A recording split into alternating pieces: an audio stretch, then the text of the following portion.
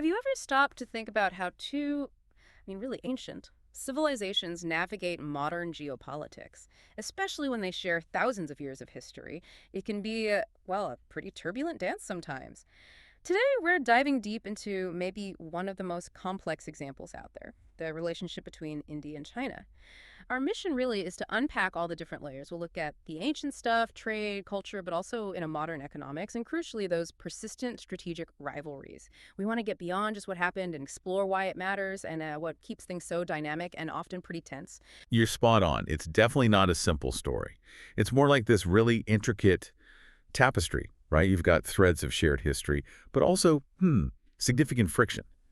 It leads to this kind of unique situation where they cooperate and compete, sometimes almost at the same time. And think about it, these are ancient civilizations. They were interacting, influencing each other way, way before we had modern nations. The Silk Road, the spread of Buddhism from India to China. Their paths were intertwined for centuries. And it's worth remembering, India was actually one of the first non-communist countries to recognize the PRC, the People's Republic of China, back in 1950. 1950, wow. So that initial recognition, it sounds like it set a hopeful tone. It did, yeah. It set a very particular stage, quite hopeful initially. Okay, let's unpack that initial period then. You mentioned hope, camaraderie, Yeah. but it didn't last, did it? It moved towards a really damaging conflict. How did that happen? Well, right after India's independence, there was this genuine warmth, almost a feeling of, shared destiny. It was summed up in that slogan, Hindi Chini Bye Bye. Right. Indians and Chinese are brothers. I've heard that phrase. Exactly. And they even formalized it with the Panchsheel Agreement in 1954. This was basically 5 principles for how states should interact: mutual respect, not interfering in each other's business, peaceful coexistence, that sort of thing. It felt like a fresh start. But, okay, despite the slogan and the agreement, the sources clearly show the mood soured pretty fast. What were the specific cracks that started appearing? Yeah, it's fascinating how quickly that goodwill just eroded. I think the main things, the real catalysts, were China's actions in Tibet, the annexation, and then these border issues that just wouldn't go away. These weren't small things. They were fundamental disagreements about territory, about sovereignty. And that led directly to the war. It culminated, in the 1962 Sino-Indian War, fought over disputed areas, Aksai Chin in the west, Arunachal Pradesh in the east. And that war, it severely damaged the trust between them, shattered it, really. So more than just a military conflict, it was a deep break in trust. How did that impact things long term? What did that mean for the next few decades? Oh, profoundly. The war cast this incredibly long shadow. For India, it wasn't just strategic, it was psychological too. It really pushed this idea of non-alignment, but also strategic caution, self-reliance. And for both countries, it meant basically decades of keeping their distance. Very limited contact. Right. And India tilted towards the Soviet Union then. Exactly. And China had its own rivalry going on with the USSR. So they were sort of in different camps, different strategic orbits, always with that memory of '62 hanging over everything. Okay, so decades of frostiness. But then in the 1980s, things started to thaw a bit. What prompted that shift? I think it was partly just pragmatism kicking in, on both sides, really. Yeah. Realizing that staying completely estranged wasn't really sustainable, especially for 2 huge neighbors. And Rajiv Gandhi's visit to China in 1988, that's widely seen as the turning point. A landmark visit, you called it. So it wasn't just symbolic. No. It led to concrete steps. Agreements were put in place specifically aimed at keeping things peaceful along the border, the disputed boundary. It didn't solve the underlying issues, not at all, but it allowed for, a gradual improvement. Opened up lines of communication again. And around the same time, the economics started becoming more important. Oh, absolutely. Connect this to the bigger picture of globalization, economic reforms in both countries. The potential for partnership seemed huge, even with the strategic competition lingering. And the numbers really show it. I mean, China actually became India's largest trading partner for a good chunk of time between, 2008 and 2021. Wow, largest partner. That's significant. Hugely significant. And beyond just bilateral trade, look at forums like BRICS, the Emerging Economies Group, or the G20. They're both key players there. They collaborate on certain global issues, even while, balancing their own interests. It shows a kind of pragmatic approach. Okay, so pragmatism, economic ties growing, but it feels like that hasn't smoothed everything over. We still hear about tensions flaring up constantly. What are the big issues that just won't go away? Yeah, you've nailed it. Despite the trade, the path is definitely not smooth. The most obvious one is still the border. Those disputes haven't been resolved. You've got these major flashpoints, Ladakh, Arunachal Pradesh, Doklam, the line of actual control, the LAC.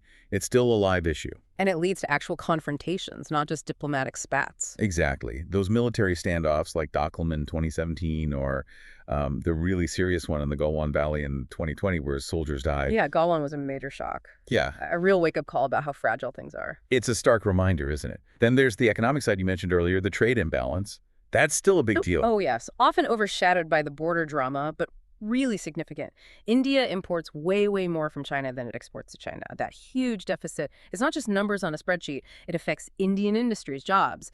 There are growing calls for more economic self-reliance, partly because of it. So border friction, economic friction. What about the bigger strategic picture, the geopolitics? Right, because it's not happening in a vacuum. You've got the whole geopolitical chessboard to consider. China's relationship with Pakistan, for instance. That's always a major concern for India, this feeling of strategic encirclement. And India's response, getting closer to the U.S., Japan, Australia. Precisely. India's deepening engagement in the Indo-Pacific, especially through things like the Quad. China definitely sees that with suspicion. They view it as an attempt to contain them. The Quad, that's the grouping with the U.S., Japan, and Australia, right? Aimed at a free and open Indo-Pacific. That's the one. So you have these deep mutual suspicions bubbling under the surface about what the other side's long-term game really is. And you mentioned China's infrastructure projects, the string of pearls. Some see that as economic, others as strategic encirclement. How does India view it? Well, that ambiguity is exactly the problem. From India's perspective, these ports and projects across the Indian Ocean region, Gwadar in Pakistan, Hambantota in Sri Lanka, and others look very much like dual-use facilities. China might frame it as purely economic development, a part of the Belt and Road Initiative, maybe. But the potential military application, that raises huge security concerns for India, right in its traditional sphere of influence. So it challenges India's role in the Indian Ocean. Directly. Plus, you add China's ongoing infrastructure buildup along the land border. It just adds layers of anxiety for India's security planners. And then there are even things like water resources. China building dams like the Yarlung Zanbao upstream on the Brahmaputra River. That causes real worry in India about downstream impacts. These are minor things. Okay, wow. So with all these challenges, border, trade, geopolitics, resources, how is India managing this relationship today? What's the strategy? It must be incredibly difficult. Yeah, it seems like a real tightrope walk. Yeah. From what we can see, it's sort of a dual policy. On one hand, they have to engage. Diplomacy, talks using international forums. You can't just ignore your biggest neighbor. But on the other hand, there's a very clear effort to, well, bolster defenses. Yeah. Modernize the military, especially along the border. And as you mentioned, building those strategic partnerships, U.S., Japan, Australia, others in the region, it's about creating kind of counterbalance, ensuring regional stability. That phrase tightrope walk is perfect because disengaging completely, not realistic, China's too big, too close, too economically important, but India has to protect its interests, its sovereignty. So they keep the dialogue channels open, they have crisis management mechanisms because neither side wants full-blown war, that would be catastrophic. But, and this is crucial, the mistrust is high, especially after Galwan. That really poisoned the well for a lot of people. So, looking ahead, what's the prognosis? More of the same balancing act. I think so, yes. The relationship is going to keep being shaped by this complex, mixed national interests, those historical legacies we talked about, and this undeniable regional rivalry, stability, cooperation. They're both absolutely essential for both countries and for the region, maybe the world. Yeah. But achieving them, that's going to remain elusive. They're neighbors, they're partners, they're rivals, all at once. How they manage those contradictions, that's the multi-trillion-dollar question, really. It really puts it in perspective. You can see the story of India and China isn't just about them, is it? It's like a window into these huge global dynamics, ancient history, meeting modern power plays. Competition, cooperation, it impacts trade, security. It really affects all of us in some way. It absolutely does. And despite all the friction, all the differences, they are fundamentally linked by geography, by history. You can't change that. Their future path, whether it leans more towards collaboration or more towards rivalry that's going to shape global stability and development for a long, long time, makes you wonder, what kind of new Silk Road will they actually build? One based on mutual benefit or one defined by competition? That's the big question hanging over the 21st century, I think. A really powerful thought to end on. How these two giants navigate their relationship will definitely continue to shape our world. Thank you so much for joining us on this deep dive. We hope this gave you a clearer picture of this incredibly vital and, yeah, endlessly fascinating relationship. Do keep exploring these complex topics. Until next